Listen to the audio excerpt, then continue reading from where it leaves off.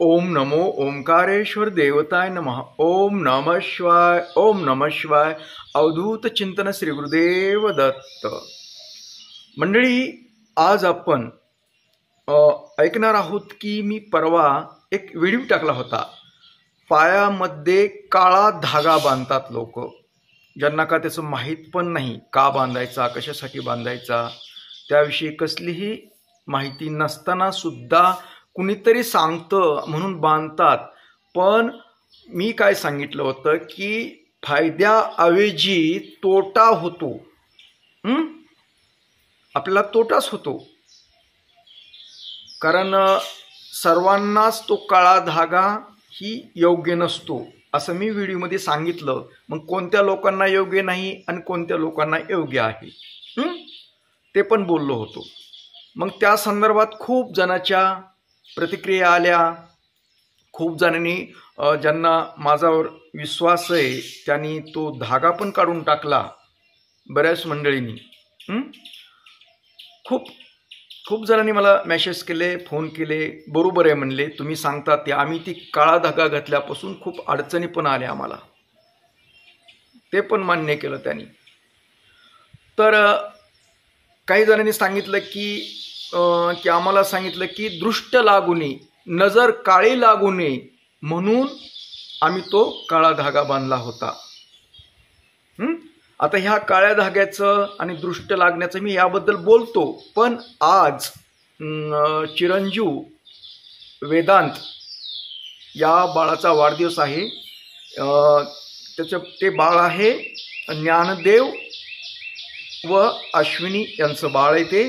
त्या बाळाचा आज वाढदिवस आहे.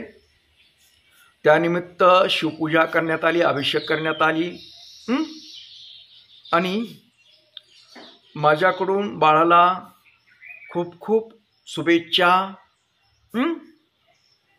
त्यानं चांगल्या प्रकारे प्रगती करावी, त्याचं चांगल्या प्रकारे आरोग्य लाभावं अशी मी ओंकारेश्वर चरणी प्रार्थना करतो आणि बाळाला खूप खूप आशीर्वाद देतो. तर आपला विषय चालला आहे की काळा धागा आणि दृष्ट. बऱ्याच जणांनी सांगितलं की दृष्ट लागू नये म्हणून आम्ही बांधला वगैरे. फक्त तुम्हाला सांगतो, दृष्ट पायात नसते लागत. आपली कुठल्याही व्यक्तीकडे आपली नजर कुठे जाते? त्याच्या पूर्ण शरीरावर जाते, त्याच्या तोंडाकडे जाते. स्त्री असेल तर डायरेक्ट कुठलाही सहज माणूस तिचा चेहरा बघतो, सुंदर आहे का ते बघतो. आता चांगले मंडळी, त्यांचा बघण्याचा हेतू वेगळा असतो. कुणाला वाटतं की माझ्या मुलीसारखी दिसती, कुणाला वाटतं चांगले मंडळी कसे असते की माझ्या बहिणीसारखी दिसती, कुणाला आईसारखी वाटते, कुणाला मावशीसारखी वाटते. पण काही खराब मंडळी असतात, त्यांना वेगळंच वाटतं. मग अशा व्यक्तीची सुद्धा दृष्ट लागते. आणि ती मावशी, आई, बहीण असं जी म्हणणार आहे त्यांची पण दृष्ट लागते. ती कशी लागते? ती न्याहाळतात चेहरा. माझ्या बहिणीचं नाक असंच आहे, हिचं असं थोडंसं आहे, पण जवळजवळ मिळतं जुळतंच आहे, असेच कपडे घालते ते, असं ते विचार येतात आणि नजर लागते त्या व्यक्तीला. हे स्त्रियाच्या बाबतीत झालं. पुरुषाच्या बाबतीत पण असं होतं. पुरुषांना पण नजर लागते, दृष्ट लागते. तर तुम्ही दृष्ट लागते, अगर कुणी लागू नये म्हणून जर तुम्ही काळा धागा बांधला असेल तर लक्षात घ्या, काळा धागा आपण पायात बांधतात ना, तुम्ही पायात नाही होत त्याचं. ते शक्यतो पायाकडे लक्ष जातं का कुणाचं? बऱ्याच वेळेस आपण चप्पल घालतो, कुणी साडी घालतं, कुणी समजा मुली असतात ते पॅन्ट घातलेली असते, बऱ्याच वेळेस दिसत नाही तो धागा. नजर जाते का पायाकडे? शक्यतो कुणी बघतच नाही हो. एक साहजिक आहे का नाही? सहसा बघतं कुठं? थोबाड बघतं, चेहरा बघतं, चेहरा. अगर शरीर बघतं. मग आता उघडं काय असतं? शक्यतो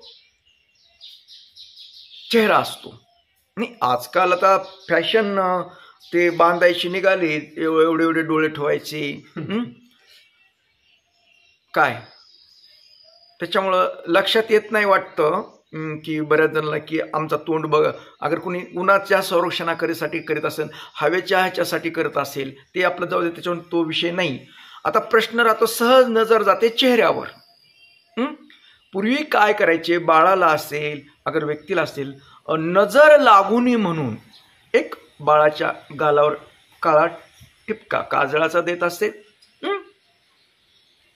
तर अथवा कशाचाही काळा, तर अशा पद्धत होती. नाहीतर काजळ घातल्या जायचं बाळांना. अगर पूर्वी स्त्रिया पण काजळ घालत होत्या, बरोबर आहे.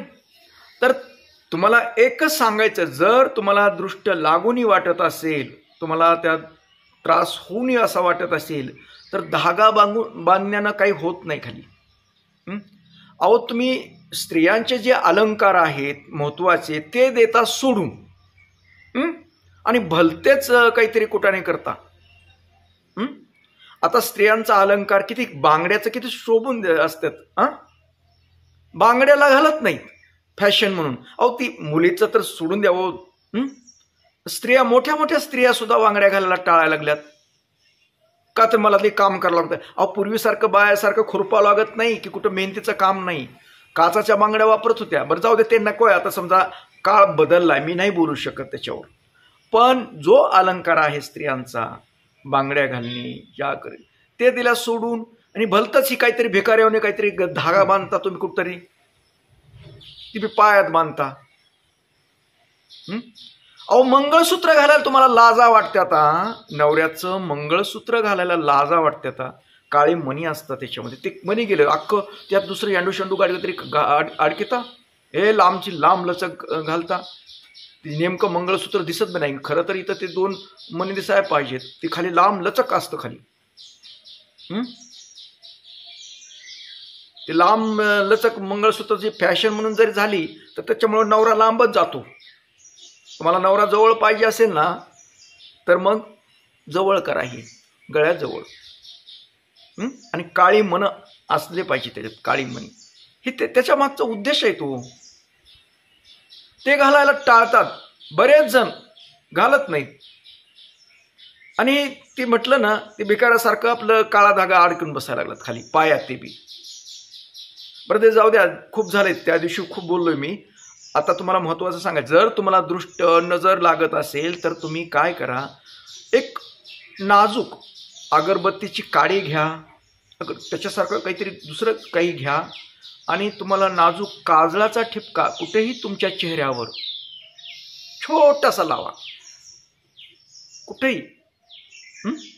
तुम्ही आता फॅशन, आता कुंकू लावण्याची असाई कुठेतरी लावा, एक तर साईडला लावा, कुठेही लावा. नाहीतर डायरेक्ट काजळ घाला तुम्ही डोळ्यामध्ये,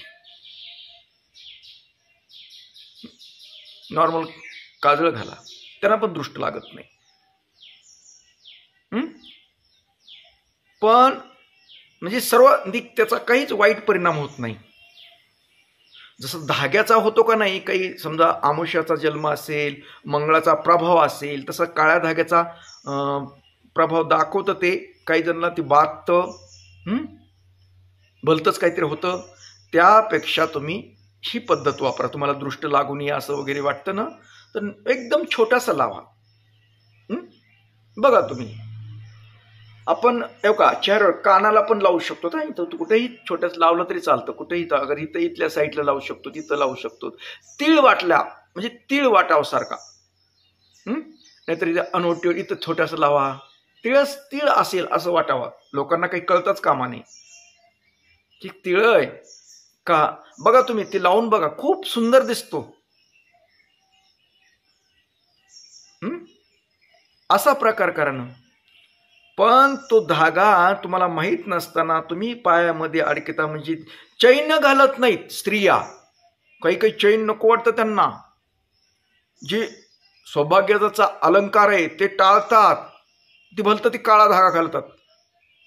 तुम्हाला माझा बोलण्याचा राग येत असेल, पण आला तरी चालतं. काय, मी माझ्या आई बहिणीला बोलतो असं समजून, काय अडकत नाही. म्हणजे समजा तुम्ही मला माफ करणारच आहेत, जरी माझ्याकडून चुकलं तरी, कारण लोक नाहीत तुम्ही. पण मी तुमच्यासाठी सांगतो, हे कुठलीही गोष्ट करताना पूर्ण विचार करावा.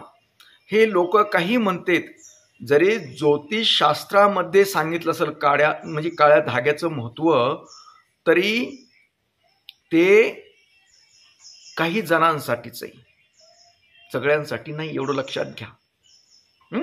तुम्हाला जर त्रास होत असेल ना, तर ते तोडून टाका, अगोदर तोडून टाका. ते तुम्ही निरीक्षण करून पहा आणि ते तोडून टाका. त्याच्या बदल्यात तुम्ही समजा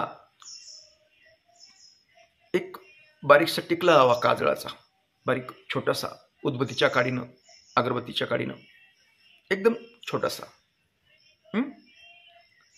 आणि अजून विशेष वाटतं ना तुम्हाला, तर कंबर दोरा असतो का नाही, कंबर दोरा. अगर कुठल्या देवस्थानावर गेलात तुम्ही, तर देवस्थानाचं जे असतं पंचरंगी धागा असतो, जी 5 कलर असतात त्याच्यामध्ये, तो कलरचा धागा हातामध्ये बांधा देवाच्या तिथला,